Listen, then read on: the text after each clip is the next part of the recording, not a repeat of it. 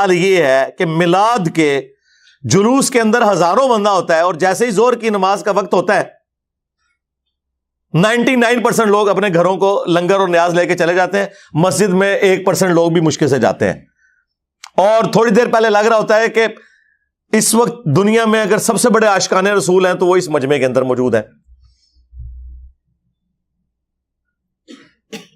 دوسری طرف 10 محرم کے جلوس کے اندر لگ رہا ہوتا ہے کہ آج اگر کوئی بھی یزید سامنے آئے گا وہ بچے گا نہیں، کیونکہ یہ عاشقان حسین نکلے ہوئے ہیں۔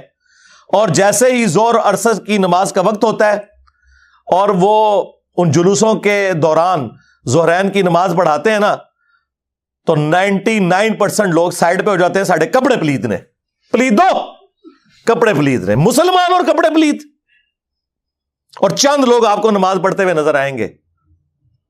یہ پریکٹیکلی مسلمانوں کی حالت ہے، اور ان مسلمانوں کو قرآن کو آگ لگانے کے اوپر غصہ آ جاتا ہے۔ بہت اچھی بات ہے، لیکن قرآن کو آگ تو آپ لوگوں نے پریکٹیکلی لگا دی ہوئی ہے، قرآن کی کسی بات کے اوپر عمل نہیں کر رہے۔ یہ قرآن کا حکم تھا نا، سورہ روم آیت نمبر 31، وَأَقِيمُوا الصَّلَاةَ وَلَا تَكُونُوا مِنَ الْمُشْرِكِينَ، دیکھنا نماز کو قائم کرنا، مشرک نہ ہو جانا۔ قرآن کو آگ تو مسلمانوں نے لگائی ہوئی ہے۔ قرآن چیخ چیخ کے کہہ رہا ہے کہ جو نماز نہیں پڑھتا وہ پاکستان کے شناختی کارڈ میں مسلمان ہے، اللہ کے ہاں وہ مسلمان نہیں ہے۔ صحیح مسلم میں یہ حدیث لکھی رہ گئی 246 کہ بندے کے کفر اور ایمان، شرک اور اسلام کے درمیان فرق کی نماز ہے۔ یہ حدیث مسلم میں ہی لکھی رہ گئی کہ ابن مسعود رضی اللہ تعالیٰ عنہ کہتے ہیں کہ جماعت کے ساتھ نماز پڑھنا یہ سنت خدا ہے، یہ تمہارے نبی کی وہ سنت ہے جو اللہ نے انہیں عطا کی، اگر اسے چھوڑ دو گے تو برباد ہو جاؤ گے۔ رسول اللہ کے زمانے میں اگر کوئی بیمار بھی ہوتا اور 2 بندوں کے سہارے مسجد میں آ کے نماز پڑھ سکتا تو اس کی کوشش ہوتی کہ میں مسجد میں جماعت سے نماز پڑھوں، کہیں مجھے منافق نہ شمار کر لیا جائے۔ جماعت چھوڑنے پر رسول اللہ کے زمانے میں سمجھا جاتا تھا صلی اللہ علیہ وآلہ وسلم کے بندہ منافق ہے۔ صحابہ کرام کو، اہل بیت کو کب معلوم تھا کہ ایسی امت بھی آنے والی ہے جو آپ سے بڑا عشق رسول ہونے کا دعویٰ کرے گی اور نماز ایک نہیں پڑھے گی؟ تو وہ کہتے یار یہ تو بڑا آسان اسلام ہے۔ تو یہ حدیثیں تو مسلم شریف میں لکھی رہ گئیں، پریکٹیکلی کس نے عمل کیا اس کے اوپر؟ یہ حدیث ترمذی میں لکھی رہ گئی کہ ہمارا اور منافقین کا عہد نماز کی بنیاد پہ ہے، جس نے نماز چھوڑی اس نے کفر کیا۔ ہاں، یہ صحابہ کرام علیہم رضوان کا فتویٰ ترمذی میں ہی رہ گیا۔ عبداللہ بن شقیق تابعی کہتے ہیں کہ صحابہ کرام علیہم رضوان تارک الصلاح کے سوا کسی کی تکفیر نہیں کرتے تھے، صرف بے نمازی کو وہ کافر سمجھتے تھے، باقیوں کو وہ تمام غلطیوں کے باوجود مسلمان تصور کرتے تھے۔ اندازہ کریں، یہ ترمذی میں لکھا رہ گیا جناب۔ ہاں، ہم جب چیخ چیخ کے یہ باتیں بیان کرتے ہیں لوگ کہتے ہیں یار یہ کس قسم کی باتیں کر رہے ہیں، یہ کہاں پہ لکھی ہوئی ہیں؟ سرکار کتابوں میں لکھی ہوئی ہیں۔ یہی تو ہم آپ سے کہہ رہے ہیں کہ مرنے سے پہلے اے مسلمان کر لے اس پہ غور، کتابوں کا خدا اور ہے، بابوں کا خدا اور۔ یہ حدیث ابو داؤد میں ہی لکھی رہ گئی کہ بچہ جب 7 سال کا ہو جائے تو اسے نماز کا حکم دو، اور نہ پڑھے 10 سال کی عمر میں اسے سزا بھی دو، اور 10 سال کے بچوں کے بستر بھی الگ کر دو۔ یہ ابو داؤد میں لکھی رہ گئی حدیث۔ عمل کس نے کیا؟ یہ حدیث ابن ماجہ میں لکھی رہ گئی کہ نبی علیہ السلام نے فرمایا اے معاذ، اللہ کے ساتھ شرک نہ کرنا، خواہ تمہارے ٹکڑے ٹکڑے کر دیے جائیں، تمہیں قتل کر دیا جائے، سولی دے دیا جائے، یا آگ میں زندہ جلا دیا جائے، شرک نہ کرنا۔ یہ پہلی نصیحت۔ اسی حدیث میں دوسری نصیحت، نماز نہ چھوڑنا۔ تمہارا اللہ کے ساتھ عہد نماز کی بنیاد پہ ہے، اگر تم نے نماز چھوڑ دی تو اللہ کا ذمہ اٹھ گیا تم سے۔ اور تیسری چیز فرمایا شراب نہ پینا، یہ تمام برائیوں کی جڑ ہے۔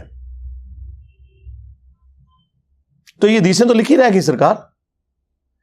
یہ حدیث مسند احمد میں ہی لکھی رہ گئی کہ نبی علیہ السلام نے فرمایا کہ نماز قیامت کے دن نمازی کے لیے دلیل، نجات اور نور ہوگی، اور جو نماز نہیں پڑھتا قیامت کے دن نہ اس کے لیے کوئی دلیل ہوگی اللہ کے حضور بچنے کی، نہ نجات اور نہ کوئی روشنی، نور جو پولیس رات سے گزرنے کے لیے قرآن میں آیا نا، وہ نور۔ اور پھر نبی علیہ السلام نے فرمایا کہ بے نمازی کا حشر اسی حدیث میں آتا ہے، فرعون، قارون اور حامان اور امیہ ابن خلف کے ساتھ ہوگا۔ ہاں جی، کچھ بھی ہے تیرے محبوب کی امت سے ہیں، محبوب تو پہلے ہی بتا گئے ہیں کہ بے نمازی تیرا حشر تو فرعون کے ساتھ ہونا ہے، تیرا حشر قارون کے ساتھ ہونا ہے، امیہ ابن خلف کے ساتھ ہونا ہے۔ اور یہ تو میں آپ کو صرف ایک بات کر رہا ہوں، اب اگر میں قرآن کی توحید بیان کرنا شروع کروں تو قرآن کے پہلے صفحے کا ٹیسٹ دنیا کے کروڑوں مسلمان پاس نہیں کر سکتے۔ ایاک نعبد و ایاک نستعین، یہ قرآن میں ہی لکھا رہے گا۔ ماشاءاللہ فجر کی نماز میں یہ پڑھ کے نکلتا ہے، اور مسجد کے ساتھ جو دربار ہے ریگولرلی حاضری دے کے اس بابے سے بھی مانگ کے گھر آتا ہے۔ تو کیا نماز تو پڑھی؟ تو مسلمان ہے، تیری ہر نماز کی ہر رکعت میں تو یہ نہ پڑھے تیری نماز ہی نہیں ہوتی۔ ایاک نعبد و ایاک نستعین، اے اللہ عبادت بھی تیری کریں گے، دعا بھی تجھی سے مانگیں گے، مدد بھی تجھی سے مانگیں گے۔ یہاں مدد مانا دعا کے ہے، لیکن یہاں مولویوں نے پھر پٹی پڑھا دی، ان کا نہیں جی نہیں جی امی سے روٹی نہ مانگے۔ اندازہ کریں قرآن کا مذاق اڑا رہے ہیں، حالانکہ انہیں پتا ہے کہ قرآن میں یہ آیت موجود ہے، وَتَعَاوَنُوا عَلَى الْبِرِّ وَالتَّقْوَى وَلَا تَعَاوَنُوا عَلَى الْإِثْمِ وَالْعُدْوَانِ، نیکی اور پرہیزگاری کے کاموں میں ایک دوسرے کی مدد کرو اور برائی میں الگ رہو۔ قرآن نے بتایا ہے کہ اللہ نے دنیا کو اسباب کے ساتھ جوڑا ہوا ہے۔ یہاں ایاک نستعین میں دعا کے اعتبار سے بتایا جا رہا تھا کہ غیر اللہ سے نہیں کرنی، ظاہری اسباب کا تو قرآن میں حکم ہے، لیکن دیکھ لیں۔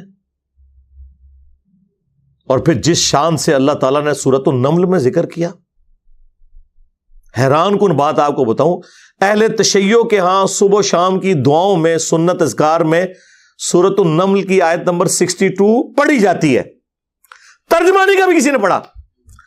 اور ہمارے جن اسٹوڈنٹس نے پڑھا جو شیعہ مکتب سے تعلق رکھتے تھے، کیونکہ میں نے اس آیت کو اتنی دفعہ کوٹ کیا، انہوں نے کہا ہم تو یہ صبح شام پڑھتے ہیں، ترجمہ پڑھا تو انہوں نے کہا یار یہ آیت پڑھ کے بھی سب سے زیادہ شرک ہم کر رہے تھے، کیونکہ اس آیت کے اندر کیا لکھا ہے، اَمَّن يُجِيبُ الْمُضْطَرَّ إِذَا دَعَاهُ، بھلا بتاؤ کون ہے جو تکلیف میں گھرے ہوئے شخص کی فریاد کو سنتا ہے، وَيَكْشِفُ السُّوءَ، اور اس سے اس کی برائی کو، تکلیف کو دور کر دیتا ہے، وَيَجْعَلُكُمْ خُلَفَاءَ الْأَرْضِ، اور تمہیں اگلوں کا خلیفہ کرتا ہے زمین پر، تمہارے ماں باپ کے مرنے کے بعد تم، تمہارے مرنے کے بعد تمہاری اولاد کو۔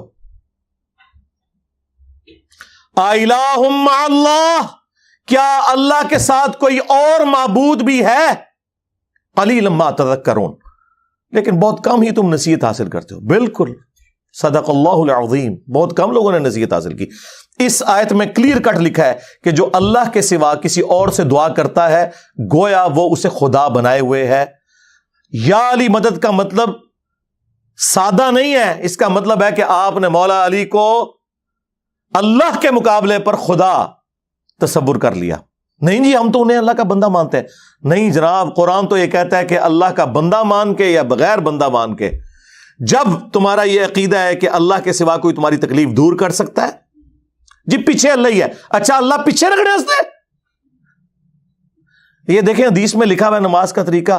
اور نہیں جی ہمارے امام صاحب نے بھی تو وہی کچھ بتایا نا، پیچھے تھے اتنے بھی نبی علیہ السلام نے، نبی علیہ السلام پیچھے رکھنے کے لیے، میرے نبی سا ہے ہی کوئی نہیں، تیرے بابے تھے شے ہی کوئی نہیں، اللہ پیچھے، رسول پیچھے، آگے تمہارے بابے۔ عزتیں اویل کی ہیں تم نے اللہ اور اس کے رسول کے نام کے اوپر، چندے کھائے ہیں تم نے رسول اللہ کے نام کے اوپر صلی اللہ علیہ وآلہ وسلم، سواریاں سوار کی ہیں تم نے مکے اور مدینے کے نام کے اوپر، اور غداری کی ہے اپنے دین کے ساتھ۔ ممبروں پہ چڑھ کے کہتے ہو قرآن و حدیث ڈائریکٹ نہ پڑھنا، گمراہ ہو جاؤ گے۔ واہ، یہ کوئی یہودی یا نصرانی آ کے بات کرے ہم منہ توڑ دیں، جس طرح آج آگ لگانے کے اوپر قرآن کو ہمیں کتنا غصہ چڑھا ہوا ہے۔ تیرا مفتی ہر جمعے کو کھڑا ہو کے کہ قرآن اور بخاری ڈائریکٹ نہ پڑھنا، گمراہ ہو جاؤ گے۔ آگ تو یہ لگا رہا ہے, وہ آگ تو ایک دن تھی, اس سے کوئی فرق نہیں پڑا. قرآن کے ملینز آف کاپیز دنیا میں موجود ہیں, ملینز آف حافظ قرآن ہے. قرآن کو کوئی آگ نہیں لگا سکتا, دنیا سے ختم نہیں کر سکتا. اصل جو چور چھپا ہوا ہے نا, وہ تیرے اندر چھپا ہوا ہے. جو یہ علماء ہے, شیاطین, جنات اور انسانوں میں سے شیاطین, جو تمہیں یہ کہہ رہے ہیں قرآن ڈائریکٹ نہ پڑھنا گمراہ ہو جاؤ گے, اور تم کہتے ہو مفتی صاحب نے فرما دیا. سبحان اللہ.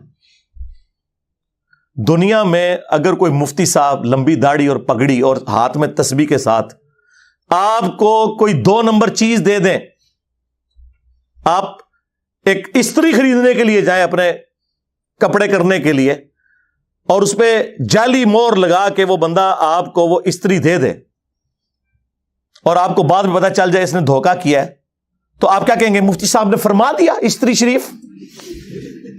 آپ غصے میں بھرے ہوئے جائیں گے اور کہیں گے کہ تو داڑھی رکھ کے بےایمانیاں کر رہا ہے, کہیں گے نا. تو یہ داڑھی والے جو مولوی ممبروں پہ چڑھے ہوئے جھوٹ سکھا رہے ہیں آپ کو, ان کو کبھی آپ نے کہا نہیں. آپ فرق دیکھ لیں, جہاں آپ کی دنیا کا نقصان ہوتا ہے نا, نہ آپ کو مفتی کی داڑھی نظر آتی ہے, ہو سکتا ہے آپ جا کے آگ لگا دیں اس کی داڑھی کوئی, لیکن جہاں آپ کا دین کا نقصان ہو رہا ہے آپ کہتے ہیں مفتی صاحب نے فرما دیا. وہاں لاکھ چیختے رہے کہ یار یہ مفتی صاحب آپ کو اپنے بابوں کا دین بتا رہے ہیں, کتابوں میں دین کچھ اور لکھا ہوا ہے, ٹس سے مس نہیں ہوتے. تو یہ قرآن کی توحید کا ٹیسٹ نہیں تھے پاس کر رہے. ایک جاہل سے جاہل مسلمان کو بھی یہ بات سمجھ آنی چاہیے کہ بارش کون برساتا ہے؟ اللہ. ڈیوٹی کس کی ہے؟ فرشتوں کی. کیا ہم بارش فرشتوں سے مانگیں گے یا اللہ سے؟ تو بات ختم ہو گئی. جی ڈیوٹیاں لائیاں نے جی بابیاں دیاں, اور چھڑ دے, ڈیوٹیاں لائیاں نے. کدھر مر گئے وہ بابے کہ آج ہزاروں ایکڑ کے اوپر یوٹیوب کی جو ہارڈ ڈسک رکھی ہوئی ہے ان کے اوپر رسول اللہ کے خلاف گستاخانہ ویڈیوز رکھی ہوئی ہیں. بابے کدھر مر گئے؟ نگاہ مار کے کیوں نہیں ڈیلیٹ کرواتے؟ اوے بابا جی کہا کرتے تھے نا, جی امت مر جائے, امام مالک فرماندے نے کہ حضور دیاں گستاخیاں ہو رہی ہیں نے اور امت زندہ ہے, بدلہ نہیں لیندی. امام مالک فرماندے سن پھر امت زندہ کیوں ہے؟ پھر مر جائے ساری, پھر مر جائے ساری. پوری عالم اسلام اس وقت یا تو مر جائے, یا تو مر جائے سارا عالم اسلام, یا پھر حضور کی عزت پر پہرا دے. بس 2 باتوں میں سے ایک بات ہے. بس یا سارا اکٹھا ہو کے مر جائے, تو یا پھر فرانس کو جواب دے. میں نے کہا تھا بابا جی رک جاؤ, صبر کرو, تو آڈے ہوتے کوئی اور شے اللہ نے چھاڑ دیتی ہے. امت بعد ہی مرے, پہلے تیرے بابے کیوں نہیں مر جاندے بابیا, جنہاں دی ڈیوٹیاں سن غوث کتب ابدال, انہوں نے اپنے نبی کا کلمہ نہیں پڑھا ہوا, وہ کدھر مر گئے جو کل تک اپنے مریدوں کو یوں دیکھ کے تو جلا کے راکھ کر دیتے تھے, آج اتنے بغیرت ہو گئے کہ وہ یوٹیوب سے ویڈیوز نہیں ڈیلیٹ کر سک رہے. لے جاؤ اپنے بابے, تو کسی کام میں نہیں نکلے. پہلے وہ مرن نا, امت تو بیچاری کچھ کر نہیں سکتی, بابوں کے پاس تو اتنے رائٹس ہیں. او بابا لبو جی ڈیوٹی ہے اتنے جتنے ہارڈ ڈسک پہ ہیں نے, اتنے جس گوشت کی ڈیوٹی ہے انہوں لبو ذرا, اس سے میں 295 سیل آواں گا. امت مر جائے, تیرے بابے نہ مر جڑ, امت مر جائے. امت نو تے تسی مس گائیڈ کیتا ہے, شرک میں ڈبو دیا. او جی لاہور 1000 سال تو بابا بیٹھے ہے تے پال رہے لوگوں نو, چھڑ دے. آج چندے بند کر دینا گورنمنٹ, کتے پھرن گے دربارہ ہوتے تواڈے, صفائی کرنے والا کوئی نہیں ہوگا, بند کراؤ آج چندے. بابا پال رہا ہے, تواڈے چندے دے پلدے نے تے تسی کہتے ہو بابا پال رہا ہے. شرم کی کوئی انتہا ہوتی ہے. یہ لوگ بات کرتے ہیں جی قرآن جل گیا تو پورے ملک کے اندر ہنگامے کھڑے کیے ہوئے ہیں. قرآن تم لوگوں نے جلایا ہے شرک پھیلا کے. ویسے تو کہتے ہو ہم سنی ہیں. سنی وہ ہوگا جو بخاری مسلم کے طریقے کے مطابق جو رسول اللہ کے احادیث نقل ہوئی ہیں صلی اللہ علیہ وآلہ وسلم, رکوع میں جاتے وقت اور رکوع سے اٹھتے وقت رفع الیدین کرے گا. یا سنی وہ ہوگا جو اپنی پبلک کو یہ جھوٹ مشہور کرے گا کہ جی بغلیں بت رکھ کے آندے سن تاں رفع الیدین ہوندا سی. واہ واہ. جس شخصیت کے ساتھیوں میں سیدنا عمر, سیدنا حمزہ, سیدنا علی جیسے دلیر اور اللہ کے شیر ہوں, اتنے لوگ بت رکھ کے تے حضور دے پیچھے آگے کھلوندے سن. اب گل کرنے لی کرو کوئی, سب کچھ جھوٹ نکلیا تہاڈا. قرآن کو آگ لگ گئی, تسی لائیے قرآن نو آگ. آپ لوگ دشمن ہیں اسلام کے. اس سے بڑی کیا دشمنی ہوگی جو لوگوں کو کہتا ہے قرآن و سنت سے جوڑو، اور اس کو کہتے ہیں جی یہ لوگوں کو گمراہ کر رہا ہے، ہمارے بزرگوں سے ہٹا رہا ہے۔ جی بالکل اعلانیہ میں کہتا ہوں کہ میں آپ کے بزرگوں سے آپ کی پبلک کو ہٹا رہا ہوں، اس لیے نہیں کہ اپنے ساتھ جوڑوں، کیونکہ نہ تو میری کوئی چندہ بک، نہ میرا کوئی مدرسہ، ہاں نہ میری کوئی مسجد، چندے آپ کو دیں، نمازیں آپ کے پیچھے پڑھیں۔ ہم توڑ رہے اس لیے نہیں ہے، آپ کے بزرگ ویسے اس لیے توڑتے تھے کہ کسی سے توڑ کے اپنے ساتھ جوڑیں۔ اصل میں نا انہوں نے یہی جرم کیا، یہ سمجھتے ہیں دوسرے بھی یہی کچھ کرتے ہیں۔ بندہ خود چور ہے نا، دوسرے کو ہی سمجھتا ہے۔ یہ آپ صحیح کہہ رہے ہیں، یہ ایسا ہی ہوتا رہا ہے، لیکن آج جو شخص آپ پہ اللہ تعالیٰ نے مسلط کیا ہے نا، یہ شخص آپ کے بزرگوں سے توڑ کے اپنے ساتھ نہیں جوڑ رہا، یہ اس کے ساتھ جوڑ رہا ہے جس کی قبر مدینے میں ہے، صلی اللہ علیہ وآلہ وسلم۔ صلو علی محمد وآل محمد، اللہم صلی علی محمد وعلی آل محمد۔ النبی اولی بالمؤمنین من انفسہم وازواجہ امہاتہم، یہ نبی مومنین کی جانوں سے بڑھ کے ان پہ حق رکھتے ہیں، اور نبی کی بیویاں امت کی مائیں ہیں، اور نبی امت کے روحانی باپ۔ ہم تو اس شخصیت کے ساتھ جوڑ رہے ہیں جی، تنو اپنا ابا نہیں لبدا، وہ تو بیچارے شروع سے ہی بابوں کے مخالف ہیں، میں بابا نہیں بہت سارے ہیں، تو پہلے بابیاں دا مخالف شیطان ہویا سی، او شیطان دے آپ بچیا تو بھی بابے دا ہی مخالف ہے، اور پھر نکے نکے ٹوٹے چلا کے آپ دیکھو مجھے کیا کہتے ہیں۔ میں نے کہا ابتدا عشق ہے روتا ہے کیا، آگے آگے دیکھ تیرے ساتھ ہوتا ہے کیا۔ میں کہا جڑا بڑے بابے دا منکر جے وہ شیطان جڑے آج کل کے ساڈے بابیاں دا منکر ہے وہ کون ہے؟ اس واسطے یہ جو چورن بیچ رہے ہیں اس کا نہیں بکے گا۔ وہ جی مجھے دین سمجھ آیا ہے، میں کیا بیٹھا برف والے کارخانے کے بوت باہر نکلے، نبی پاک نے تے ترچ پتھر کھا دے، ماما تم باہر گیا ہمارے بولتے نہیں نکلتا، تیرے پیو نے پتھر کھانے میں، اور تیرے کو چنگا تے بابا کھا دے مریض بھی سینا۔ کمال والی بات ہے جناب، ایسے ہی بک بکانا شروع کیا، باہر نکل بوت کمال ہے، گل ہے تو اسلام کا کام نہیں کرنا، صحیح دین بھلا پھر چند لوگ آوارہ ذہن کے ان کی تسکین کا سبب ہو، اور تیرے تو پہلوں بھی ایک ذکر میں لائق آیا سی جسائیاں انہوں مکا چھڑیا ترہنا تو بھی نہیں، کمال والی گل ہے، تو بابا تو کریں گا کی، اوہ ابا لبیا کرو، جیڑے دن تے لب جانا تینوں مسئلہ حل ہو جانا، تینوں ابا ہی نہیں لبن دے، ابا منو لبے ہے، تو لالی نہیں نکلا، تو نے اپنا ابا چھوڑ دیا۔ تمہارا ابا تو وہ تھا جسے قرآن میں تمہارا ابا ڈکلیئر کیا گیا تھا، النبی اولا بالمؤمنین من انفسہم وازواجہ امہاتہم۔ کسی نے بغداد میں اپنا ابا بنا لیا، کسی نے اجمیر میں بنا لیا، کسی نے دیوبند میں بنا لیا، کسی نے بریلی میں بنا لیا۔ ابے تو تم لوگوں نے بدلے ہیں، ابا تو ایک تھا، اور تمہارے تو ایک ایک فرقے میں کتنے کتنے ابے ہیں۔ سنیوں میں 5 بڑے ابے بنا دیے تم نے، حنفی، شافعی، مالکی، حنبلی اور غیر مقلد کے نام کے اوپر۔ شیعہ میں کتنے ابے بنا دیے، زیدیہ، اثنا عشریہ، اسماعیلیہ۔ پھر سنیوں کے حنفیوں کے اندر کتنے ابے بنا دیے، بریلویہ، دیوبندیہ، حیاتیہ، مماتیہ۔ ابے تو تھوڑے نہیں پہ، اتنے ابے نے تھوڑے کے گیڑے نہیں جاندے، ابا ہی کسی ابا لب لے آیا سی۔ ہاں تم نے قرآن اور سنت کے نام کے اوپر عزتیں ویل کر کے اپنے بابوں کی تعلیمات لوگوں کو سکھائیں، تو دیکھ لو پچھلے 1200 سال میں جتنی عزت تم لوگوں نے اکٹھی کی تھی نا، اس سے زیادہ مٹی پلید ہوئی ہے ان 12 سالوں کے اندر۔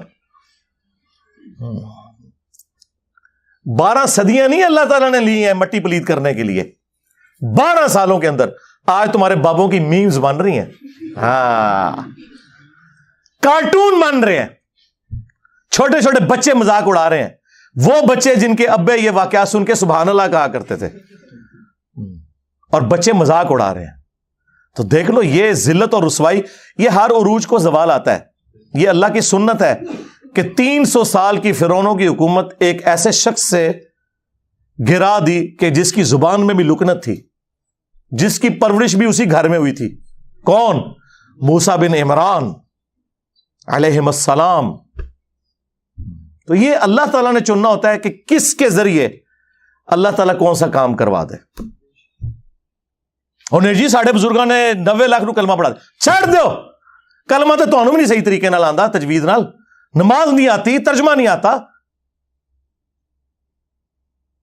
اچھا جی یہ دلیل ہے، جی دلیل ہے، تو سرکار ڈاکٹر ذاکر نائک نے اتنے ہندوؤں کو جو کلمہ پڑھایا ہے تو پھر یہ بھی بزرگ ہوئے؟ نہیں وہ تو ہے ہی گمراہ ہے. ہاں آیا نا داڑ تلے ہوں.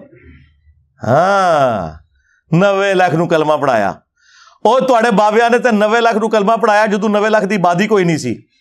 ہوں اپنے بابیاں نو کہو کہ ہوں ایک بندہ ایسا آیا جے جنہیں سارے بابیاں دے مننے والےاں نو انہاں تو تروڑ کے اس شخص سے جوڑ دیا جس کی قبر مدینے میں ہے صلی اللہ علیہ وآلہ وسلم.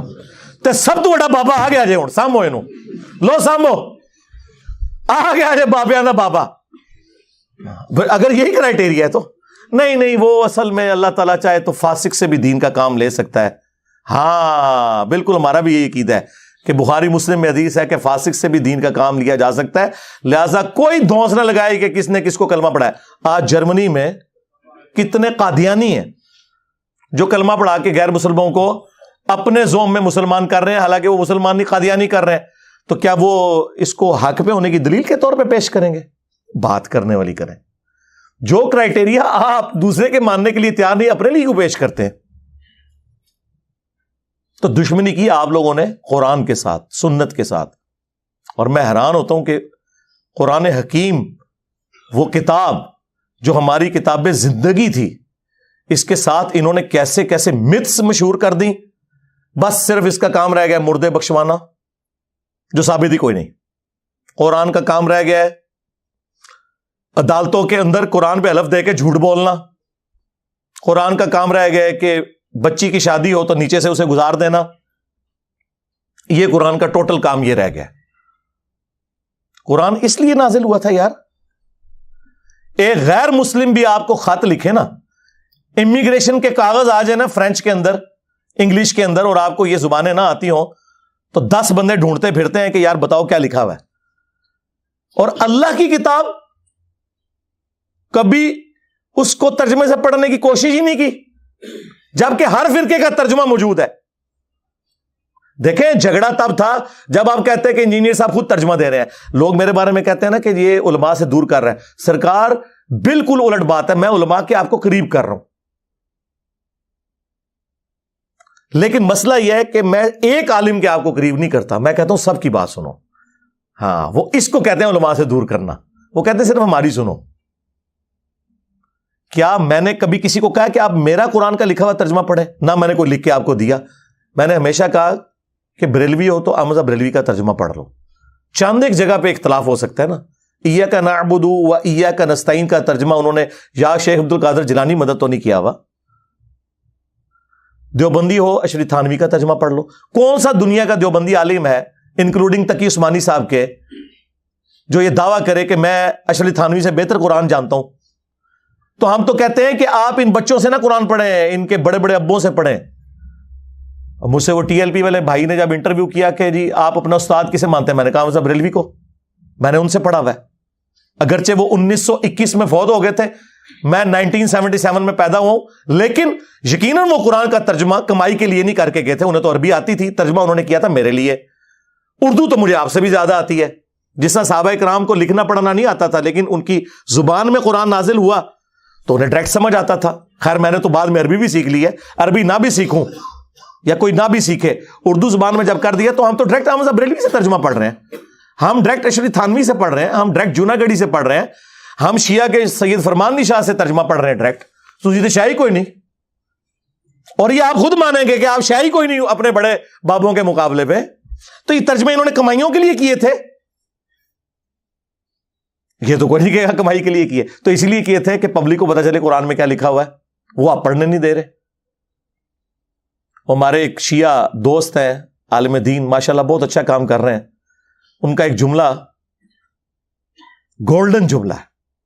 انہوں نے کہا کہ آج کوئی غیر مسلم آ کے آپ سے یہ کہے کہ میں مسلمان ہونا چاہتا ہوں یا ابھی ہوا ہوں، مجھے بتائیں میں نے اسلام کو اسٹڈی کرنا ہے کہ اسلام کی مجھ سے کیا ریکوائرمنٹ ہے، میرا خدا مجھ سے کیا چاہتا ہے، میرا اللہ مجھ سے کیا ڈیمانڈ کرتا ہے، تو آپ اسے کون سی کتاب پڑھنے کے لیے دیں گے؟ تو ساروں کا جواب یہ ہوگا کہ قرآن پڑھنے کے لیے دیں گے. اور آگے سے وہ گورا یہ پوچھ لے کہ بھائی آپ نے بھی اسی قرآن کو پڑھ کے اپنے عقیدے صحیح کیے تھے؟ ہاں تو منہ اڑ کے بیٹھ جاؤ گے. اس کا جواب یہ نہیں ہوگا کہ میں نے میرے پرکھے جو بھی کسی نے نہیں قرآن ترجمے نال پڑھیا ہوا سی, اللہ دے فضل نال جدوں دا انہوں نے کلمہ پڑھیا ہوں تک کسی نے قرآن ترجمے نال نہیں سی پڑھیا. اس کی وجہ میں آپ کو بتا دیتا ہوں, قرآن کا ترجمہ بمشکل 200-250 سال پہلے کیا ہے شاہ ولی اللہ دہلوی نے فارسی میں, اور اس وقت بھی کوئی پرنٹنگ پریس وغیرہ نہیں تھے, وہ چند لوگوں تک ہی پہنچا.